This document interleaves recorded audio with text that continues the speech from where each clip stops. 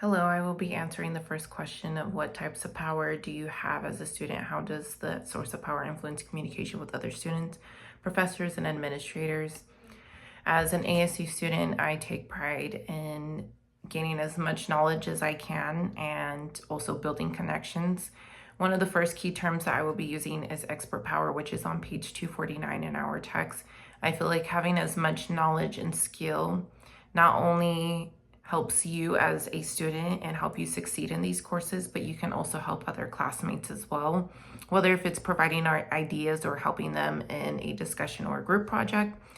Another term that I will be using is reward power, which is on page 249 in our text. When I am in a group project or I'm having to collaborate with other classmates, I am a strong believer that encouraging them and letting them know that you are doing a good job and giving them that reassurance is what also helps a successful team as well. And then the last key term for this question is referent power, which is on page 249 in our text. I feel like having a good relationship or relationships and having a good reputation with classmates and professors is also very important too, because long term in the future, you gain that trust from them, you have that support, there could be future collaborations with them, and also them being able to hear your perspective of things and it being reciprocated back. The second question is, what goals have you developed for yourself in your career and or in your workplace? What motivates you to reach these goals? In what ways does your motivation differs from others, people that you know? So to answer the first question, one of my main goals I have developed in my profession is making sure that I am fulfilled and that I have stability where I am stable. I want to work in a role where I can continue learning and also be a leader at the same time. The term I will be using is transformational leadership or leaders on page 255 in our text. I feel like having that type of leadership, I can guide and inspire others and also motivate those people toward a shared vision where we all have a success together.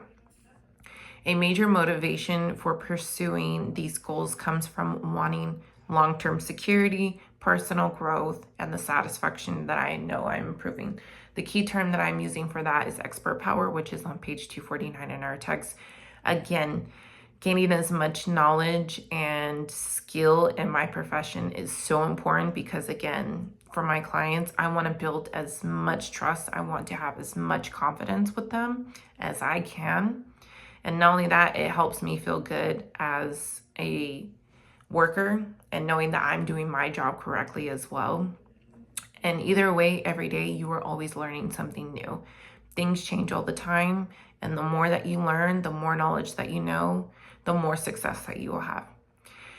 What makes my motivation different from others? Well, what makes my motivation different from others is that others are looking for the fast reward. They're looking for external recognition. For me, it's more internal. I want that stability. I want my growth to be steady. I want to progress all the time. Knowing that I am growing internally it fulfills my purpose in my profession. That is also going to help me earn opportunities through hard work. I am also motivated by the relationships that I build along the way, which is involved with referent power on page 249 in our text. Again, connections, reputation is so important, especially when networking. The more relationships that you build, the greater, the bigger the opportunities, the doors that open for you, and it will be endless. And I feel like that is what I strive for rather than the quick and easy reward. Thank you so much for listening. Have a good night.